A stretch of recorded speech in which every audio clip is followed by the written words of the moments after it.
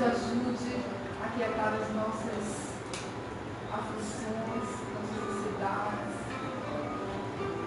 E vamos ouvir uma mensagem do livro Semente de Felicidade, do Olival Lopes, que nos diz o seguinte: não odeie.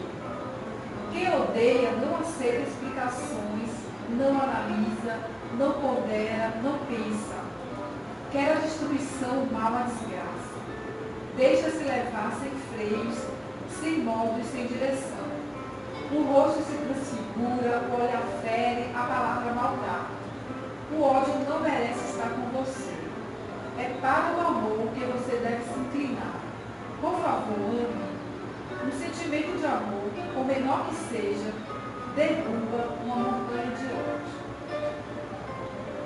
Amado Mestre Jesus, querido amigo de todas as horas, de todos os momentos, mais uma vez, Senhor, nos encontramos, reunidos em Teu nome, buscando, Senhor, compreender um pouco mais do Teu Evangelho, dos Teus ensinamentos, das Tuas sábias vidas.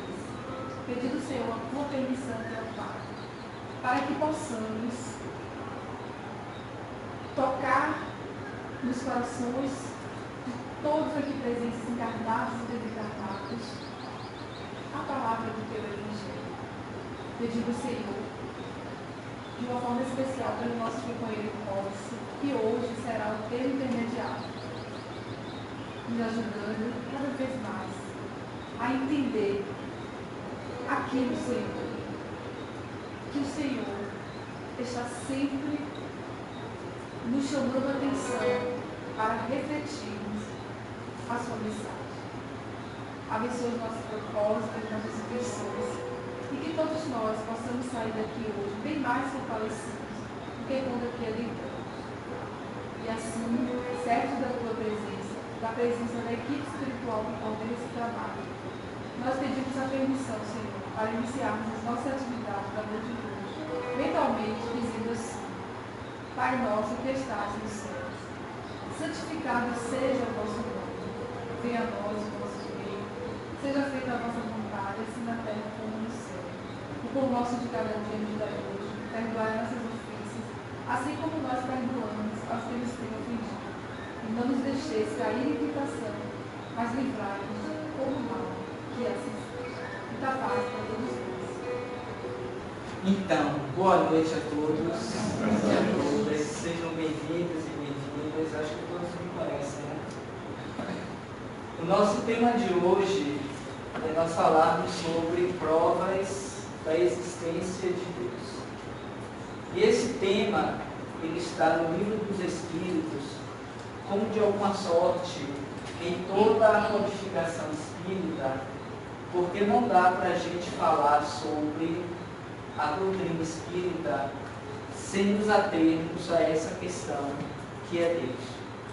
E Kardec, com propriedade, ele fez questão, e certamente por intuição dos espíritos amigos, de colocarem essa temática na primeira parte do Livro dos Espíritos, logo no capítulo 1 do livro 1, Causas Primárias. É quando ele vai tratar sobre a existência de Deus, o infinito e tudo que diz respeito à criação.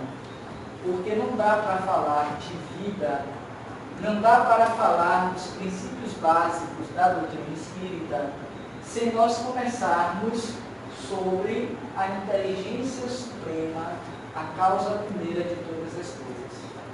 Na semana passada, e com propriedade, Márcia nos trouxe uma série de reflexões em torno da ideia de Deus. E nós vimos que essa ideia de Deus, ou o que é Deus, não é de hoje.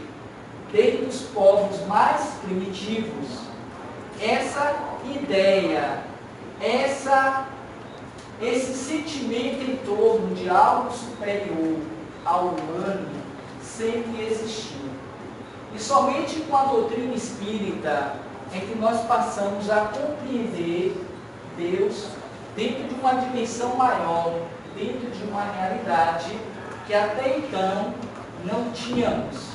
em que pese que os dois antecessores à doutrina espírita vieram com esse mesmo propósito, que não foi outro senão preparar as mentes humanas, as pessoas, para que tivessem uma ideia a respeito de Deus.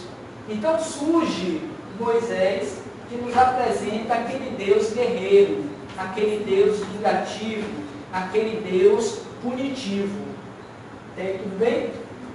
Depois de um dado caminhar evolutivo e consciencial, nós passamos a compreender Deus como Pai, com o advento da vida de Jesus entre nós, que estabeleceu uma nova percepção, uma nova ideia de Deus.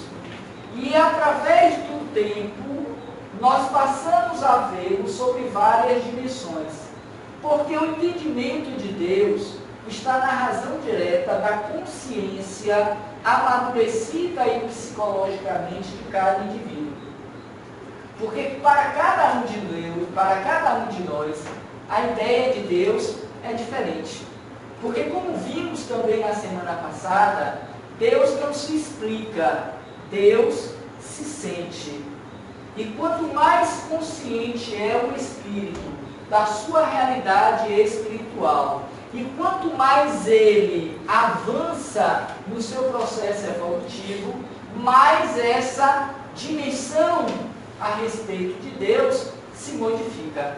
Daí porque, dentro do que foi proposto pela divindade, eis que surge a terceira revelação, que tem como objetivo ampliar a noção de Deus e da vida, das suas leis, a partir dos Espíritos, cujo codificador nós já conhecemos, já falamos aqui inúmeras vezes, que não foi outro senão Allan Kardec, que trouxe enquanto primeira questão do Livro dos Espíritos, que é o livro que deu origem aos outros 4 livros das obras básicas da doutrina, com essa pergunta: o que é Deus? E a partir daí, passamos a ter uma dimensão muito mais ampliada a respeito de Deus, em que pese que essa ideia de Deus ainda é para nós limitada, porque não compreendemos a dimensão divina conforme o próprio Cristo nos trouxe e como os Espíritos nos apresentaram a partir dessa resposta. A inteligência primária, a inteligência suprema, a causa primária de todas as coisas. E aí já se vão mais de 160 anos na tentativa de entender, de decodificar o que é mesmo a inteligência suprema, a causa primeira de todas as coisas. Somente os espíritos mais aquinhoados do ponto de vista da virtude, da moralidade, é que é capaz de conceber esta resposta aparentemente simples e fácil de entendimento, no nível em que os espíritos superiores assim a definiram ou definiram como sendo Deus. Cabendo a nós avançarmos na senda da evolução, do progresso moral, para modificarmos o entendimento a respeito de Deus. E a grande dificuldade, além de conhecermos e entendermos Deus, é exatamente pois que esse ainda é uma discussão acadêmica, filosófica, religiosa, teológica, quais são verdadeiramente as provas da existência de Deus. Porque ainda que tomemos como ponto de partida a existência desse ser superior, muitos ainda indagam, questionam quais seriam de fato essas provas. E dentro daquilo que os Espíritos puderam nos apresentar, e que vamos encontrar igualmente nessa primeira parte do primeiro livro, do Livro dos Espíritos, no primeiro capítulo, ainda é para nós indefinível, mas o suficiente para que nós compreendamos um pouco mais a respeito de Deus. E é isso que nós veremos hoje, a partir dessa interação que nós vamos fazer aqui dentro do tempo que nos cabe. Ok? Para a gente começar, eu trago para vocês essa imagem. E eu queria que vocês olhassem para ela e pudessem observar o que vocês percebem dessa imagem. O que essa imagem, a princípio, me traz? Olhando para o que a tela nos apresenta.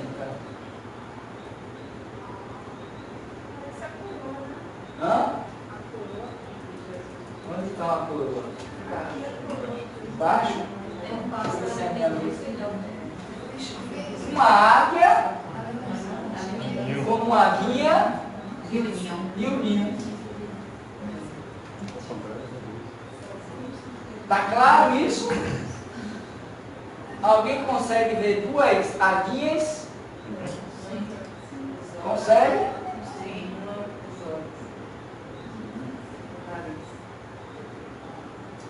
Alguém sugere outra imagem? De cabeça para baixo, Jesus coroado, né?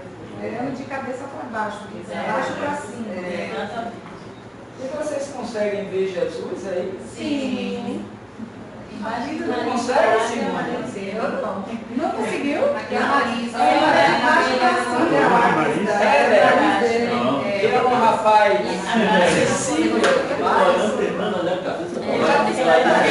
cabeça para baixo, né? Tá. Olhando de cabeça para baixo, o passarinho é o olho de Jesus. Dona Alicia, Mas se inverter a figura, se a gente olhar assim, Não, sim. tem que inverter a figura, mas a gente olhando para do jeito que ela está, a gente Sim, coisa Primeiro vê a águia. deixa eu ver Dona Alicia. E aí, Dona Alicia? É só se inverter, essa figura está pronta. O que é que esse povo fala, né? O que a senhora está vendo aí? Pelo amor de Deus. Uma águia Você viu? e uma aguinha, filhote. Você vê a água, você tá chiquinho. Pronto. Você já conheciam essa imagem? Ninguém? Tem certeza? Absoluta? Já, Dona Ana? Já se viu por aí. Já se viu. Só tem esperto, né, Dona Ana? Tá todo mundo querendo chegar no céu sem esforço. E você, Paulo, viu alguma coisa além da aguinha? Não, estou me virando de cabeça para baixo, dá para ver Jesus. Mas você já viu isso? Não. Não? Só associei o nariz, o queixo e a coroa. Sim, não, só vai ser virar. É, por agora uma águia no mas por associação da coroa dá para ver o nariz. Vocês conseguem, assim, você vê isso? vocês conseguem perceber a existência de Deus nessa imagem? É isso que eu quero saber. Sim. Por quê? A proteção da mãe águia com o filhote. Aí expressa a existência de Deus ou a presença de Deus. Existência, o amor, o perdão. Está vendo tudo isso? Eu não estou vendo nada disso. É bem do ponto de vista. Então, a gente, olha, tem uma terceira aguinha aqui, ó. Tá vendo? Não. Não é não? Então deve ser uma mancha no cabelo dela. É, tá parecendo. Bom, vamos seguir para ver se vocês conseguiram de fato ver a imagem. Se a gente mudar a imagem, de fato, a gente consegue ver a imagem do Cristo. E o Cristo, para nós, de acordo com a questão da pergunta, a resposta da pergunta 625, é o nosso modelo e o nosso guia. Aquele que melhor expressou o entendimento sobre Deus, a respeito de Deus. Daí porque ele disse, eu e o Pai somos um. Talvez seja ele aquele que tenha a melhor expressão de Deus entre nós. Nenhum outro, até então, 2.000 anos passados, conseguiu perceber Deus na sua dimensão real e plena. Daí que muitos o confundem com o próprio Deus, com o próprio Pai. Embora sabendo-se que Jesus é Filho de Deus, irmão nosso maior, aquele que veio em nome de Deus estabelecer entre nós essas bases do reino de Deus. Isso porque todos nós um dia haveremos de ver Deus na dimensão crística, porque a nossa visão ainda de Deus é uma visão humana, limitada, parcial, de acordo com o nível de entendimento, porque nessa primeira imagem nem todos conseguiram ver a imagem de Jesus. E eu levei um tempo danado para poder ver essa imagem de Jesus. Até que vem a solução do enigma, que é exatamente virar de cabeça para baixo a imagem. E aí você passa a ter uma dimensão real. Isso me fez pensar, enquanto eu refletia sobre essa imagem, que Deus se expressa para o homem através do próprio homem. Por enquanto, a nossa visão de Deus, dentro das possibilidades provacionais da sua existência, é através da natureza. Dos reinos subsequentes ao reino hominal, que nós conhecemos como sendo o reino animal, o reino vegetal e o reino mineral. Tudo que existe na natureza, no universo, que é a casa do Pai, é uma expressão infinita do amor de Deus para com os seus filhos, para com a natureza. Quando nós chamamos natureza, nós estamos nos referindo à criação divina. Há uma passagem conhecida de todos, e que está lá no canal, enquanto uma palestra feita, é aquela citação dita por Jesus, que na casa do meu Pai existem muitas moradas. Essas moradas nos servem de educandários, de escolas, para que nós nos aprimoremos nesta visão de percepção em torno de Deus.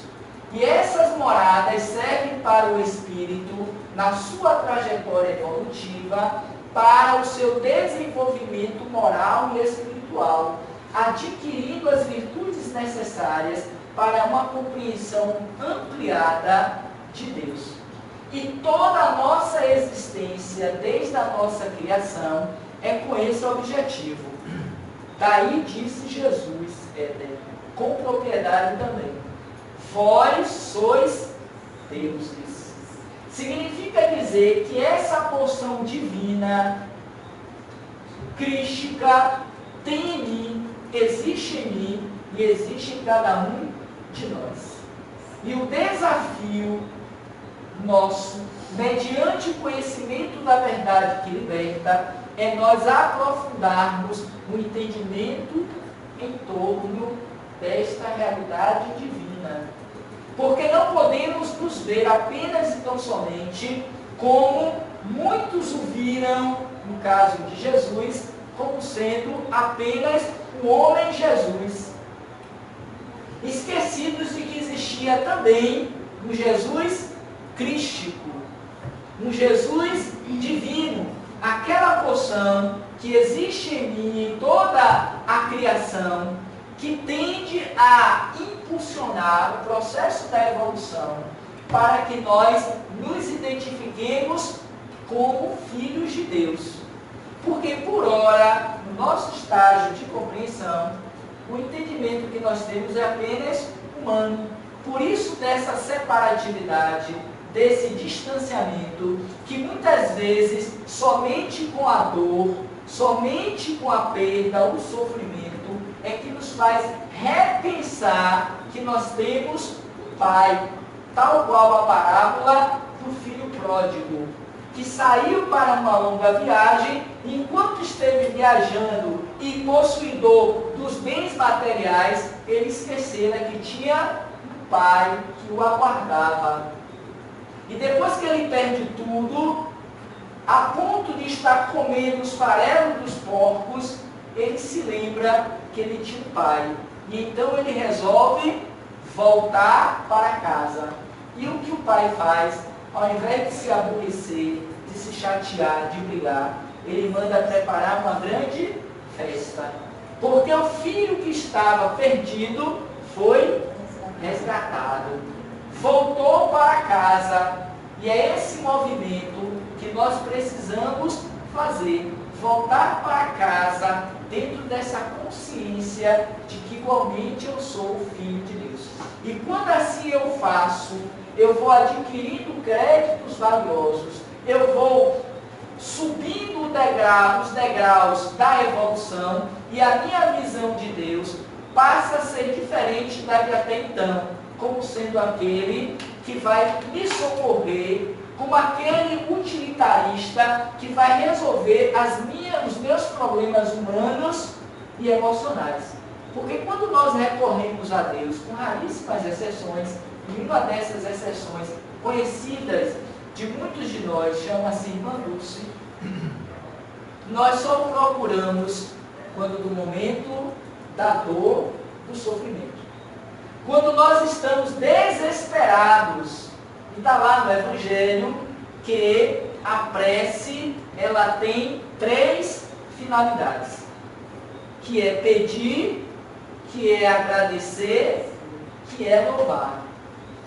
Para a maioria de nós usamos apenas o pedir. E essa oração, essa prece, não é outra que não seja um enlace que tentamos estabelecer com o Pai através do pensamento. Mas se o meu pensamento está inquieto, está confuso, está debilitado, qual é o nível de aproximação que eu consigo estabelecer com Ele? Nenhum. Como eu posso perceber a existência de Deus na vida, na natureza, nos reinos, se eu não vivo Deus em mim? Tem uma citação que diz assim: o Deus que existe em mim saúda o Deus que existe em ti. É uma expressão chamada Namastê, que tem esse propósito de fazer com que eu me integre inicialmente com o meu Deus interno, que eu perceba esse Deus em mim, porque eu não vou conseguir perceber Deus na natureza, na águia, nos pássaros, nos rios, nas plantas, no olhar ou no sorriso da própria criança, e tudo quanto Ele nos favorece como sendo a extensão da sua expressão no homem, se eu não consigo ver Deus em mim. E talvez seja essa, Sara, a nossa grande dificuldade ainda em evoluirmos, em sairmos desse mundo, dessa morada, em que a dor, o sofrimento, as sombras e tudo quanto nos é característicos de um mundo de provas e expiações nos possibilita viver. Não é Deus que assim impõe, estabelece. É porque no meu estágio de consciência, de evolução, é o que eu posso ter de melhor, de escola, de moradia, para compreendê-lo e para entendê-lo. Mas algo dentro de mim me impulsiona, me movimenta a acreditar que esse Deus que eu estabeleço na figura, na imagem de Jesus, ainda não é Deus. Deve ser algo além. Por isso que nós estamos, volta e meia, fazendo movimentos em torno do entendimento de Deus. E como nós não temos essa percepção completa, nós precisamos de um referencial, de uma imagem. Reparem, Deus não tem imagem, em que pese que já disseram lá atrás que nós somos a sua imagem e semelhança. Mas é algo simbólico para nós entendermos que Deus está para além de uma imagem e de uma semelhança. Porque nós somos luz. O que é o Espírito? Pergunta Kardec às entidades venerantes. Os Espíritos dizem: não podemos nos dizer, devido ao nível de compreensão em que se encontras. Não dá para conceber o Espírito, que é uma criação divina, dentro da sua realidade plena. Mas podemos dizer, comparativamente, que o Espírito é luz. É uma centelha de luz. E a luz não é outra coisa do que a expressão de Deus em nós. Fazei brilhar a vossa luz. Porque quanto mais brilhosa, iluminada é a nossa centelha divina, mais eu compreendo Deus e toda a sua existência e toda a sua expressão no mundo. Logo, precisamos investir nesse labor para que não saiamos daqui, dona Andréia, destituídos dos créditos, dos valores que vão me possibilitar uma morada melhor do que a que ora temos. Porque esta já é o suficiente para alcançarmos outros níveis de percepção divina. Daí porque a quantidade de expressões religiosas que existem no mundo, na tentativa de reintegrar o homem a Deus, de fazer com que nós não percamos definitivamente o nosso contato, o nosso olhar, a nossa percepção em relação a Deus. Tudo que nós vamos trazer aqui é teoria, são conceitos abstratos, mas que nos dá uma ideia, um entendimento de que podemos acreditar que Deus existe a partir dessa realidade. Porque não podemos conceber uma obra do porte de, como é o nome dela? Mona Lisa, o quadro mais famoso, mais belo, segundo os entendidos de arte, que existe no mundo, de Leonardo da Vinci, sem que nós concebamos que aquela obra magnífica, enigmática, foi feita pelo acaso. Surgiu do nada, por um encanto.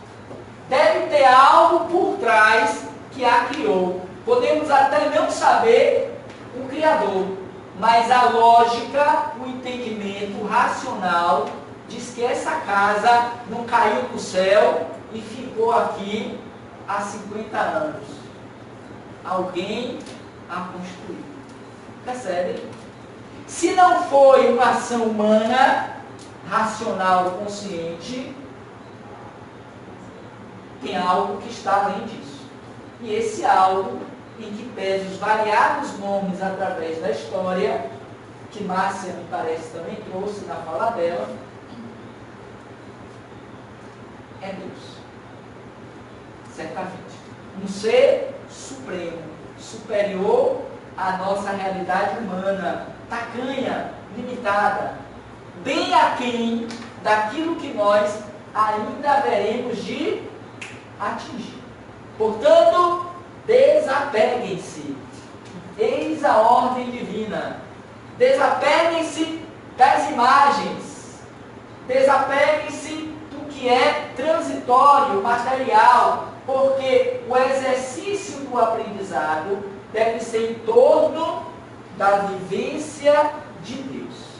Somente aqueles que assim o fazem podem se dizer verdadeiramente felizes. Porque a felicidade, disse Jesus, não está nem aqui, nem ali, nem acolá. Está dentro de cada um de vós. E é preciso que nós mergulhemos nesse movimento para dentro, para nos reconhecermos filhos de Deus, divinos, iluminados. E aí passamos a compreender Deus na águia, no filhote, e com isso, quanto mais consciente, mais eu respeito ao quê? A natureza. A criação. E aí não veremos episódios como está acontecendo nesses dias, rapidinho, episódios que estão acontecendo nesses dias em que uma mancha volumosa, quilométrica, de uma tinta, de uma borra preta, que eu não sei exatamente o que é, como expressar, que está tomando conta das praias, dos rios, inundando e matando a natureza, como tantos outros casos que nós já vimos ao longo da história. Um deles, Brumadinho. Diga, Simone.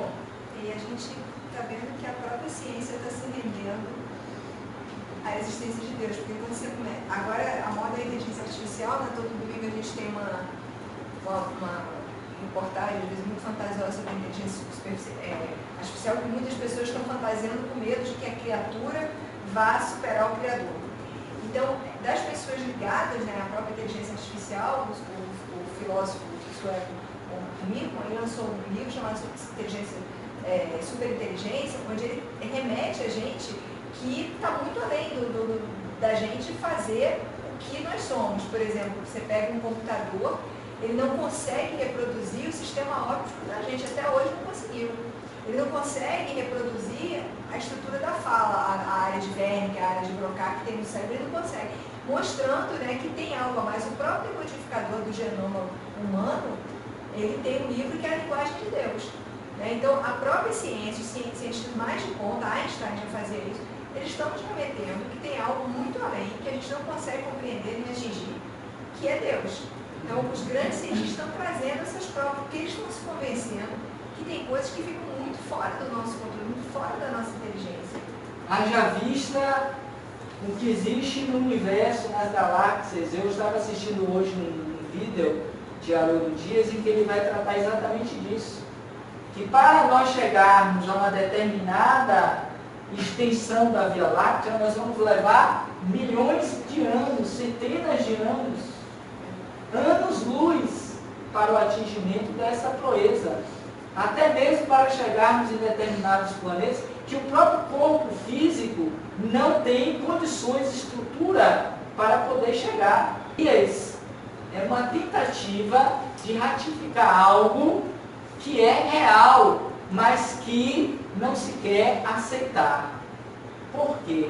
Sabe-se que em aceitando a ciência, ratificando, Deus existe. Nietzsche matou Deus. Mas quando a ciência trouxer de volta a ideia de Deus, as nossas concepções em torno da vida haverão igualmente de mudar definitivamente. E aí o que eles estão fazendo? Até para impedir o avanço do planeta, é criar teorias, fantasias, conceitos que nos prendam à realidade humana material. Que a lógica, o bom senso, o entendimento nos diz que deve ser algo a mais. Será? Não terá algo para além? Será que realmente é isso? Porque instintivamente todos nós sabemos, é da natureza, é o psiquismo, vai dizer Joana de Ângeles, divino em nós, que nos impulsiona, tal qual impulsiona a planta, a raiz, aí em busca da luz. É o fototropismo natural. Está lá em Joana de Ângeles, em autodescobrimento. E esse é o nosso movimento de em busca de Deus. Porque nós somos a expressão de Deus na própria vida. E quanto mais nos reconhecemos filhos de Deus, mas nós vamos entender a natureza, o Criador e aqueles com os quais nos relacionamos. E aí, nesse dia, nós seremos felizes para sempre. Minha história é ok? Mas vamos um pouquinho mais. É um texto que eu achei interessante, tirei da internet, e que nos serve de base. Sabemos que Deus, de acordo com a doutrina espírita, é a inteligência suprema e a causa primária de todas as coisas. Ou primeira. Podemos encontrar a existência do Criador como causa primeira de todas as coisas. Basta que nós nos debrucemos de janela à frente e nós veremos que realmente não pode ser da natureza humana, ainda que o humano tente. Pode fazer o manequim mais bonito, pode fazer a máquina mais extraordinária, mas tem algo que é do psiquismo divino que ele não consegue colocar. É o que Simone trouxe na fala dela. E que a gente entende que por mais que essas teorias tentem abrandar essa inquietação, mas tem algo que nos impulsiona para ir em busca de algo a mais.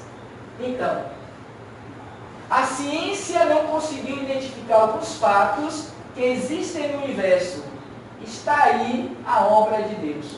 O universo existe, ele tem uma causa. Essa causa merece, Sérgio, né? Merece, Sérgio, considerar que nós não conhecemos, porque está lá no livro dos Espíritos, nos falta um sentido. No nosso estágio, Clara, de evolução, não nos permite ter esse sentido de Deus pelo nosso estágio moral, espiritual, por extensão. Mas que um dia alcançaremos através das reencarnações. É um móvel que vai nos levar a esse entendimento da lei, que também os Espíritos colocaram na terceira parte do livro dos Espíritos. Quando nós atingirmos a 10ª lei de justiça, de amor, de caridade, nós entenderemos a figura de Deus numa dimensão tridimensional ou para além dessa realidade. Duvidar da existência de Deus seria negar que todo efeito tem uma causa e adiantar que o nada pode fazer alguma coisa. E é o que muitas vezes nós preferimos acreditar. Para crer, basta lançar os olhos sobre as obras da criação, segundo o livro de Meditações Metafísicas do filósofo René Descartes. O homem é obra da criação divina, por sua vez, uma entidade infinita. E a gente precisa também ter esta concepção. O homem deve perceber que somos finitos e, portanto, não cabe a nós definirmos o que é Deus de fato. Não sei se eu já trouxe aqui essa historinha que é atribuída a Santo Agostinho, com relação a Deus. Se já trouxe, vou trazer de volta. Que conta que uma certa feita, um homem que vivia questionando a natureza de Deus, sonhou que ele estava numa praia e ele caminhava trazendo consigo essas inquietações filosóficas. Provavelmente um filósofo, um pensador, um poeta, enfim. E na medida que ele caminhava, ele pôde perceber uma criança que estava próximo da praia, da maré, tentando tirar a água de um buraco que ela tinha cavado. Muitos de nós, pelo menos naquela época se fazia isso, brincava, ia para a praia, para ficar lá na areia, abrindo aqueles buracos, tentando tirar a areia, a água da areia, né? Mas quanto mais tirava, mais água aparecia. E aí o homem parou, achou engraçado a inocência daquele ser e questionou: o que fazes aí, meu jovem, minha criança? E ela dizia, ingenuamente: estou tentando secar esse buraco, tirar a água dele. E ele então lhe sorri e diz: não está vendo que você não vai conseguir? Porque quanto mais água você tira, mais água vai ter no buraco. E eis que nesse momento, da figura daquela criança, surge o quê? Um anjo, tal qual aconteceu ali na imagem da águia. Surge um ser divino que volta-se para ele e lhe devolve. Assim também em relação aos seus questionamentos a respeito de Deus. Porque como finitos somos, não dá para a gente tentar encontrar a causa da existência de Deus. Porque nos falta esse entendimento, esse sentido. Mas dia virá em que nós alcançaremos tal condição. E aí já não precisamos mais falar de Deus. Porque de falar, Paulo, nós já o introjetamos em nós e nós passamos a senti-lo numa dimensão cósmica. Os espíritos alados superiores já o fazem. E a exemplo do que trouxemos a freira Irmã Dulce, que via Deus na figura de quem? Do próprio homem, do próximo. Daquelas crianças, mais de 600, que ela ajudou a criar.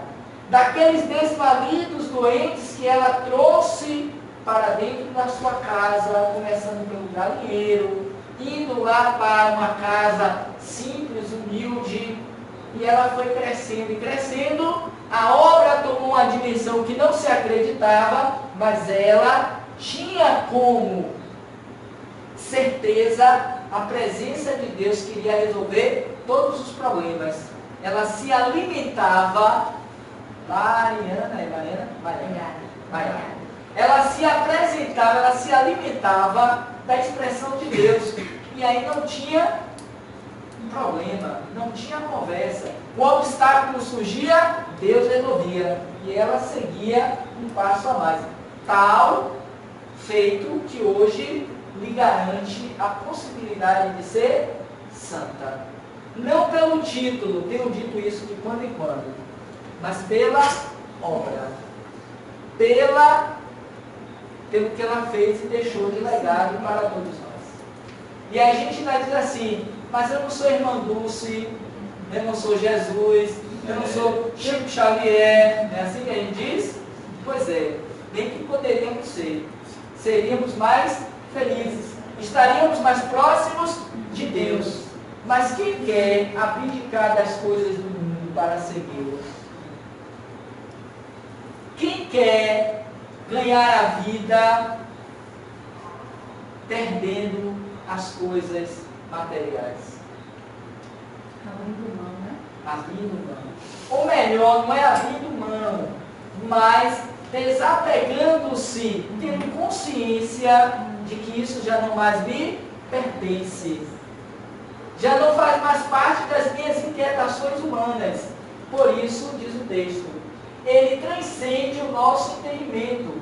Ele é a causa e o efeito. Porém, chegará o dia em que vamos compreender o mistério da divindade, quando o nosso espírito não estiver mais obscurecido pela matéria e a nossa elevação moral estiver mais próximo dele, então iremos ver e o compreender. Face a face, olho no olho.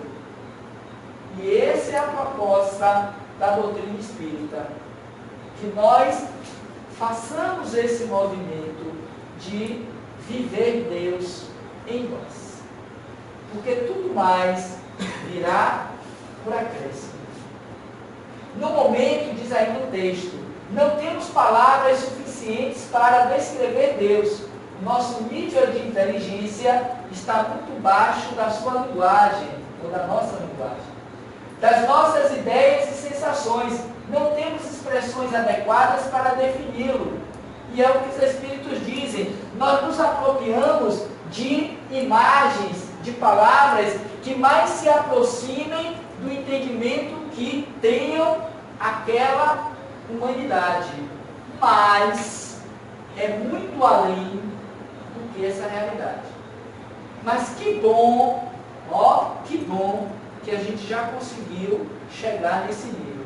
Porque lá atrás, na época de Moisés, nós o víamos como vingativo, como punitivo, como aquele que metralhava, que lançava os seus trovões, que mandou aquelas 10 pragas para o Egito, porque Deus era um gozador e um vingativo.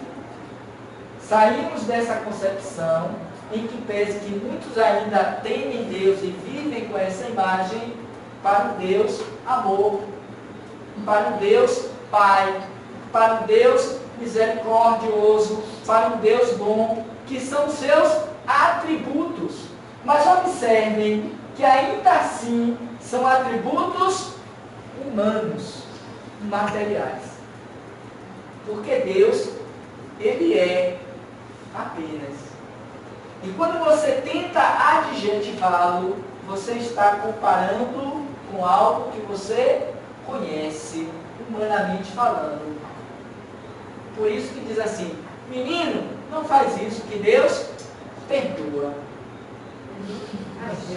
Oh, perdão. Mas Deus também não perdoa. Deus também não perdoa. Pronto, me enganei.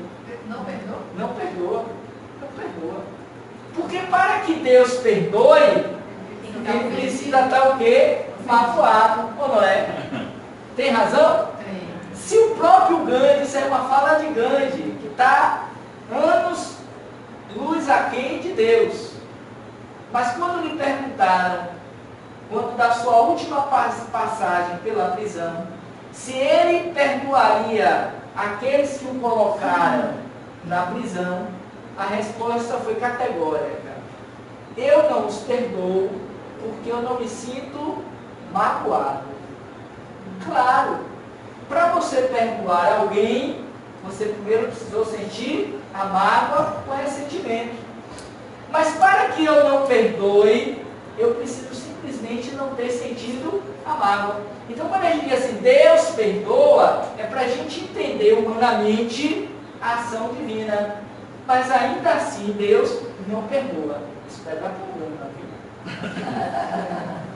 Nesse grau de evolução em que vivemos, não tem por que saber, mas sim ter fé, acreditar que todas essas nossa caminhada para a evolução moral faz algum sentido, que irá ser revelado assim que ele for de merecimento. Aí tem esse contraponto que é importante, a gente pensar juntos. Todo esse trabalho tem uma importância, tem um valor. Por quê? Se eu não fizer o empreendimento de entendimento de Deus, eu não avanço. Tal acontece com o estudante. Estudar não é garantia de ser bem sucedido na vida. É? Não. Você se forma, você se pós-gradua, você se torna mestre, doutor, você passa 20, 30 anos dentro de uma universidade. E vira zebra gorda. Não entendi. A gente vira zebra gorda. O ministro da Educação disse que nós, professores universitários, somos zebras gordas. Ah, tá. Então a gente vira zebra gorda depois de tudo isso. Pois é. E ainda assim, não é garantia de vai ter um salário condizente com todo o investimento acadêmico feito, que vai ter um emprego digno, em que a gente vai poder se aposentar. Você tem cara de que você é professor, né? Sou professor, futuramente. Estou formando agora em janeiro. Então, não é garantia porque a gente não conhece o futuro. Mas aquele que não fizer, a gente vai dizer assim, você está desperdiçando tempo.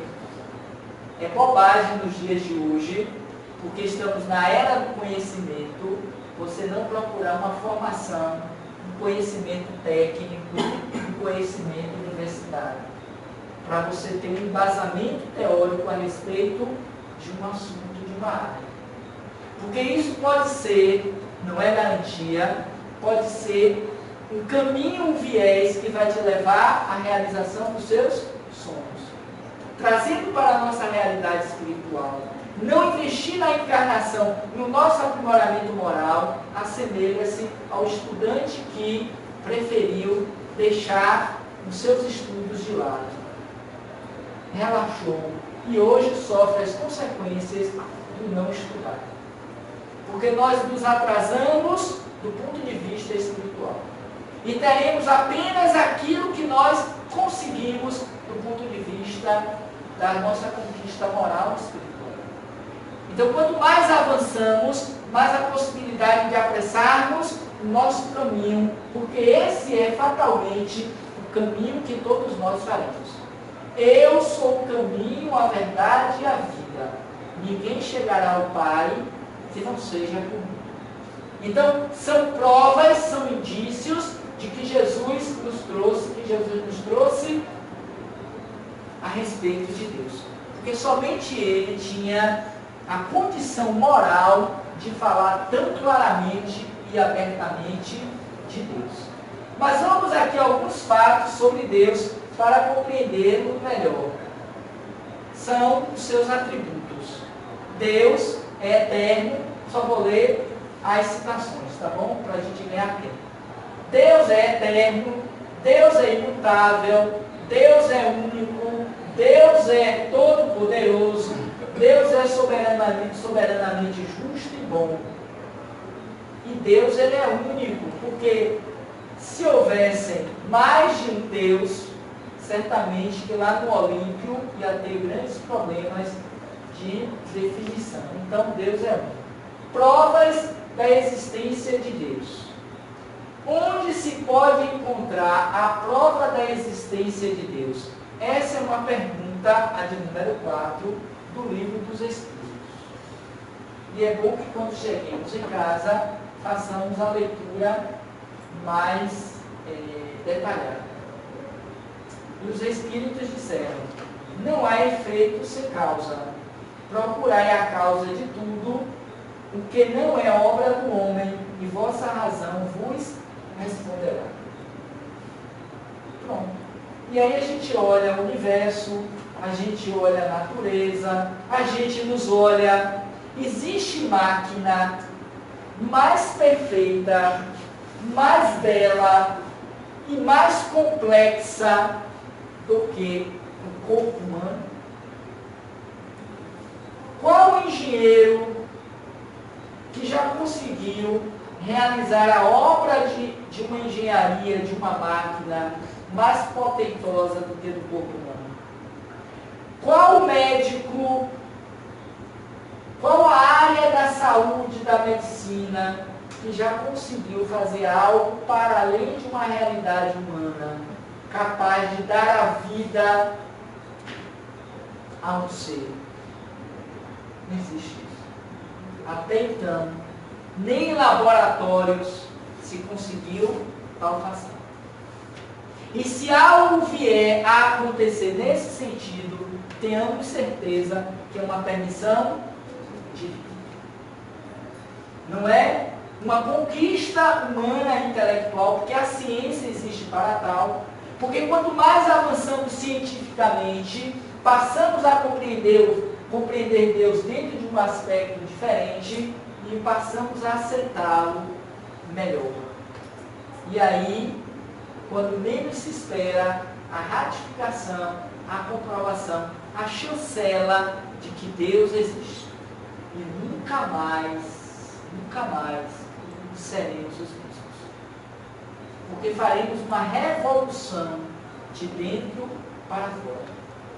E como está lá na Bíblia, os tempos por fim são chegados. Para que esse entendimento, Roberto, de Deus venha com toda a sua força, com toda a sua pujança. E vai passar de rodão em cima daqueles que se colocarem opositores ou contrários a essa ideia. E Deus não está preocupado com isso. Porque é da vontade de Deus que a gente avance, que a gente programe. O homem possui o sentimento instintivo da existência de Deus. Está lá no Livro dos Espíritos. Eu achei esse texto bem interessante para a gente compartilhar juntos dentro do tempo que ainda nos cabe. A prova da existência pode ser encontrada no axioma, é do Livro dos Espíritos também. Aplicamos à ciência. Não há efeito sem causa. Lembremos que uma vertente da doutrina espírita, do espiritismo, é ciência. E a ciência espírita nos faz pensar, acreditar, pelas comprovações feitas, de que não existe também é feito sem causa. Não dá para vivermos a vida destituídos desse sentimento. Eu posso me apartar dele, me distanciar, mas nunca jamais podemos negá-lo definitivamente. Se os homens mais primitivos, brutos da humanidade, que já estiveram entre nós, não conseguiram fazer isso, porque viram Deus na natureza, no fogo, na chuva, na tempestade, nos rios, na pedra, nos animais. Por que nós, intelectualizados, moralizados, adiantados socialmente, perderíamos esse contato com Deus? Que, infelizmente, há de se dizer isso, me permitam, ficou apenas para as religiões. Quando a ciência poderia também ter entrado no jogo. E quando ela assim o fizer, avançaremos muito mais. Sairemos dos dogmas, das liturgias, dos preconceitos, para ver Deus racionalmente, como inteligência suprema, causa primária de todas as coisas. Se o efeito é inteligente, a causa também o é.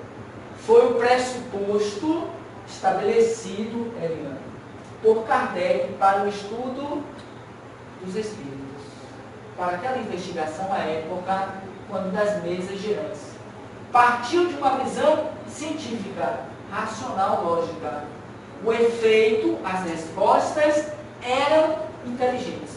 A causa eram igualmente inteligentes. Partiu para a briga, para o desafio. Entendi agora. São os espíritos.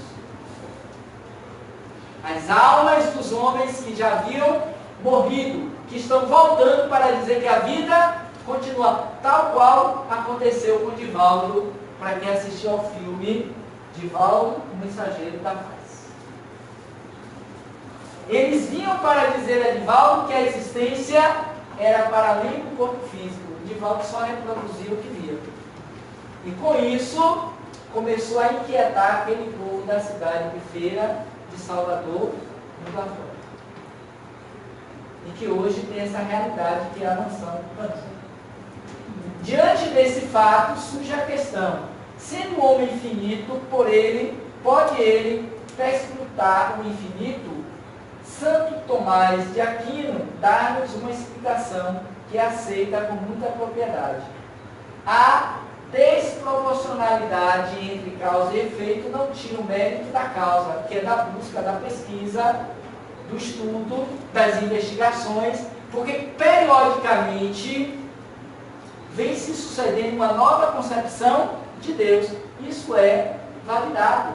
A própria ciência, o prêmio Nobel da paz, da física, da química, da medicina, são estudos aprofundados em torno de uma determinada área de conhecimento para provar uma realidade que está para além de uma questão humana e que necessariamente a ciência, ninguém melhor do que Simone, aqui penso eu, para nos falar sobre o fato, vai inevitavelmente chegar a essa conclusão. Concorda, doutora? Está chegando, né? Está chegando. O que essa inteligência artificial vai ajudar muito isso. Ela vai porque o homem não consegue. O que ele está conseguindo fazer? Ele reproduz nas máquinas algumas das habilidades cognitivas do homem. Algumas. Mas coisas que... mas tem computador que reconhece a face. Ele reconhece uma combinação de pixels. Ele não enxerga, ele não codifica como o nosso sistema faz. Então está cedendo a isso. Como a química, a física, que tem mostrado esse estudo do universo, a expansão do universo, os buracos negros que existem, os mundos que estão todo momento sendo descobertos, tudo isso é uma aproximação inconsciente do homem a Deus. É que nem a célula atômica, né, que surgiu como sendo a panaceia do mundo, né, porque é uma célula diferenciada que dá origem aos outros tecidos. Até hoje, a gente está 5 anos, eu já estou há 16 anos nesse projeto, a gente não conseguiu regenerar o tecido humano. mesmo pegando a célula lá indiferenciada, tem alguma coisa que nos falta e a gente não consegue nem regenerar coração, nem fígado, nada disso. O fígado regenera porque regenera por si, e não é obra da gente. Aí a gente tenta intervir num fígado que já está lesionado e acaba só retardando o tempo do transplante. O paciente fatalmente vai para o transplante. Como a própria vida, né? Então, o grande enigma da vida é entender a própria vida como se dá. Allan Kardec, nas perguntas de 4 a 9 do Livro dos Espíritos, diz-nos que para crer em Deus é suficiente lançar os olhos à obra da criação. Basta, que está aí, mas com poucos assim o fazem, para acreditar verdadeiramente em Deus. O universo existe, ele tem, portanto, uma causa. Duvidar da existência de Deus seria negar todo o efeito que tem uma causa e avançar que o nada pode fazer alguma coisa. A harmonia que regula as forças do universo, que está aí, revela combinações e fins determinados e por isso mesmo o poder inteligente. Atribuir a formação primária ao acaso simplesmente do Big Bang seria uma falta de senso, porque o acaso é cego e não pode produzir efeitos inteligentes. Um acaso inteligente já não seria acaso. Percebe? Se tivesse algo mais inteligente do que Deus, Deus não seria Deus. Seria esse algo inteligente, proporcionalmente falando sobre isso. É como se a máquina dominasse o homem, o Criador. Não existe isso. Porque tudo que está em uma máquina, em um computador, por mais inteligente que ele seja, é uma obra de combinações que é feita pelo homem. Depois que ele não consegue passar aquilo, ele para. Ele não dá respostas inteligentes, mas sim combinações, que muitas vezes fogem à possibilidade do entendimento do homem. Tudo bem, mas não para além da inteligência do homem. E é interessante, antes de concluir, que todas essas invenções e criações se assemelham ou têm como ponto de partida o que percebe-se na natureza. Reparem nos eventos, a ciência, a medicina, tem como ponto de partida o que já existe na natureza, que através dos estudos tenta se combinar para se chegar a um terceiro elemento híbrido. Né? Por aí vai. Pois bem, vamos errar rapidamente aqui para as perguntas. Eu acho que vou suprimir, porque está no Livro dos Espíritos. Cadê meu Livro dos Espíritos?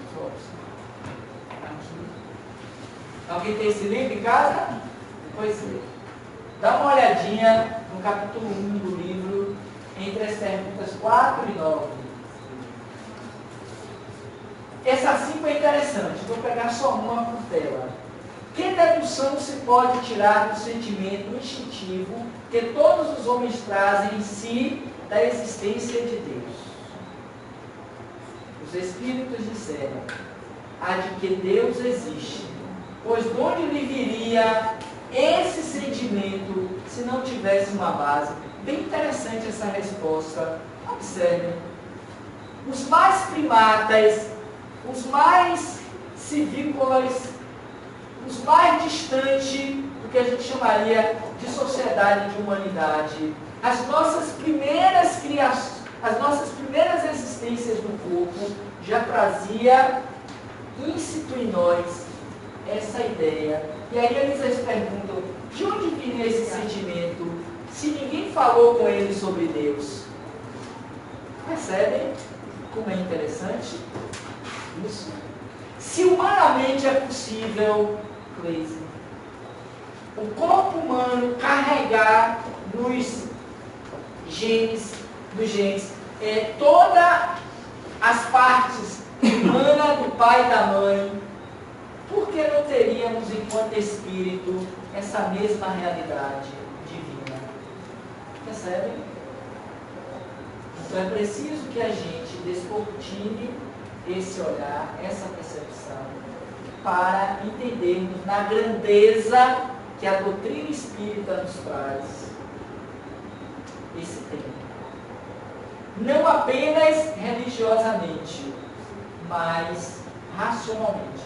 Nesse ponto me vem aqui um livro que eu sugiro a vocês lerem, que chama-se O Universo e Deus, que é de Leon Denis, e que isso vai dar uma dimensão muito legal a respeito desse estudo para quem gosta da área.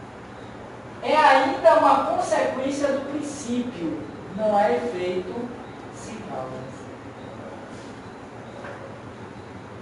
E aí, seguindo, deixa eu ver uma outra pergunta aqui.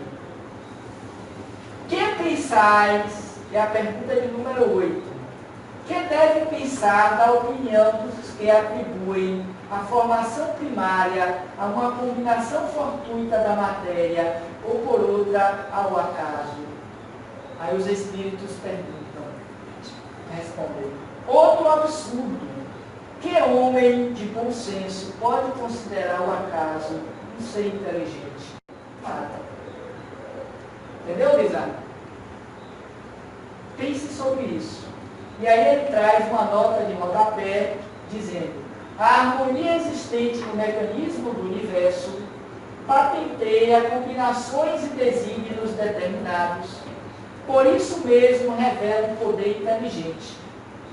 Atribuir a formação primária ao acaso é insensatez, pois que o acaso é cego e não pode produzir os efeitos que a inteligência produz.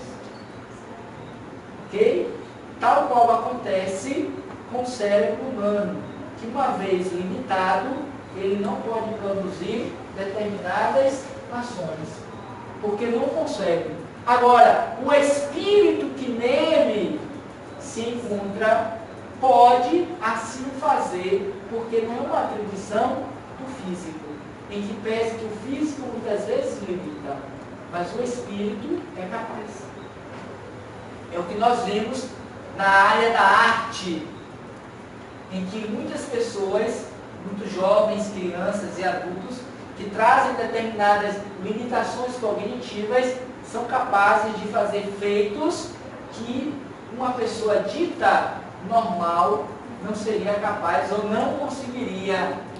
Mas certamente aquele espírito que ora produz, e eu vi isso recentemente em uma postagem no Face, de que uma criança que tinha uma determinada paralisia, ela pintava quadros assim dos mais belos e interessantes, como mostrando que não é uma atribuição cerebral, mas do espírito, que certamente recordando-se das suas experiências transatas nessa área, hoje ele consegue produzir de uma forma belíssima.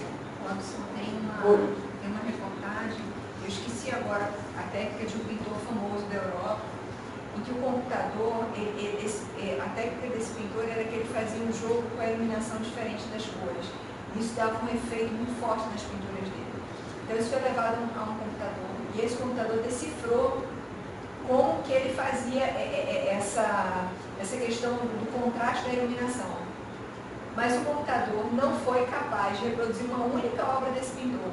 Ele conseguiu fazer as matizes das iluminações, mas não conseguiu reproduzir uma obra desse robô computadorizado. Não conseguiu. Ele conseguiu compreender, decifrar, mas não conseguiu reproduzir a obra. É como acontece, a gente pode fazer o melhor manequim, o melhor robô, a melhor estrutura que dá para parecer que é humana, mas não dá a vida, a essência, porque essa é divina. Mas né? Eu estou preocupado com o senhor hoje. Qual o problema? O senhor não veio na semana passada e eu estou paquera. Qual o problema? Está pensando em Deus? Pare de pensar que é besteira. Pensar em Deus dá chute na mente. Por isso que eu parei de pensar em Deus. Para a gente finalizar, a última questão. Em que é que na causa primária se revela uma inteligência da suprema e superior a todas as inteligências? Os Espíritos disseram, tende um provérbio que diz, pela obra se reconhece o autor. Pois bem, vede a obra e procurai o autor. O orgulho é que gera a incredulidade. Isso que fecha bem para o entendimento. O homem orgulhoso admite acima de si. Por isso, perdão, admite acima de si nada, né? Não, nada admite acima de si. Nada admite acima de si. Ok. Por isso é que ele se denomina a si mesmo de espírito forte, pobre ser que o sopro de Deus pode abater. E é interessante também, embora não seja punição de Deus. Mas reparem, às vezes, um mosquito da dengue, né, uma zika da vida, é capaz de botar aquele homem orgulhoso, aquele homem tido super inteligente, numa cama dentro do caixão. Uma queda pode desfazer toda uma estrutura fisiológica de um indivíduo. Para a gente ver a delicadeza e a harmonia que é o corpo. Que a gente tão pouco valoriza, respeita. E pelos excessos, existe a lei de causa e efeito, que faz com que nós percamos a possibilidade de perceber Deus a partir de nós mesmos. E aí, como diz o Evangelho, haverá choro e ranger de dentes. Precisaremos de um tempo absurdo dentro das eras, cronologicamente falando, para reparar o delito cometido em relação à lei de Deus. Porque não sairás de lá até que pagues o último sentido. Então saímos hoje daqui com esse sentimento de que Deus existe. E mais do que isso, Ele está dentro de cada um de nós. E para concluir, deixo essa mensagem de Einstein, em que ele vai dizer: quanto mais acredito na ciência, mais acredito em Deus. O universo é inexplicável sem Deus. Precisa dizer mais alguma coisa? Se ele, a mente mais inteligente do século passado, trouxe isso, não sou eu que vou discordar ou dizer algo a mais. A não ser agradecer a vocês pela oportunidade de estar aqui conversando com vocês. E lembrá-los do meu pai. Isso vai para o canal, por isso está sendo gravado. Ok? Obrigado a todos, muita paz e até uma próxima oportunidade. E é sem acento, né? E sem acento, isso aí é top. Pensar, aí tem material para a gente levar umas 3 encarnações, pensando, refletindo, mapeando, estudando. Não, velho. Para quem sabe, na 4ª, colocá-lo em prática. Não penseis que eu vim trazer a paz, mas a espada. As inquietações, as brigas, as lutas de dentro para fora. Senão não tem sentido estarmos aqui. Ok, meninos? Diga. Continua dizendo, como na semana passada, que é possível ter uma palavra só para dizer ou definir com clareza. Não existe por hora. Mas a gente pode exercitar sentindo Deus em nós. E a gente pode usar uma palavra que melhor se aproxime àquela que Jesus nos ofereceu. Deus é amor. Se eu começar a exercitar meditativamente sobre Deus como amor, a gente consegue perceber a ressonância de Deus em nós. A gente começa a vibrar e essa vibração atinge aquele outro que vibra no amor. E nesse sentido nós nos associamos a essa corrente para frente que vai fazer com que as mudanças necessárias aconteçam de fato e realmente entre nós. Porque essa revolução que está acontecendo na Terra é uma revolução fundamentada na lei do amor. É a melhor expressão que designa Deus na vida de cada, que é o amor. Tudo mais é uma tentativa de explicá-lo. E aí eu me lembrei rapidamente aqui, me veio à mente uma historinha de que um jovem inquieto levou muitos anos procurando os mais sábios homens na tentativa de que ele tentasse decifrar a Bíblia, o livro sagrado. E ele procurou os mais diversos estudiosos, sábios, mestres de todos os continentes. Até que quase já no fim, cansado de persistir, de procurar, ele encontrou um homem simples e que lhe propôs a mesma sentença: tente me explicar a Bíblia enquanto estou apenas com o pé me segurando. E aí o homem pensou e disse assim: vá, coloque-se na posição. E aí diz: Deus é amor. E o resto? O resto é uma tentativa de explicar. Ponto. Até a próxima.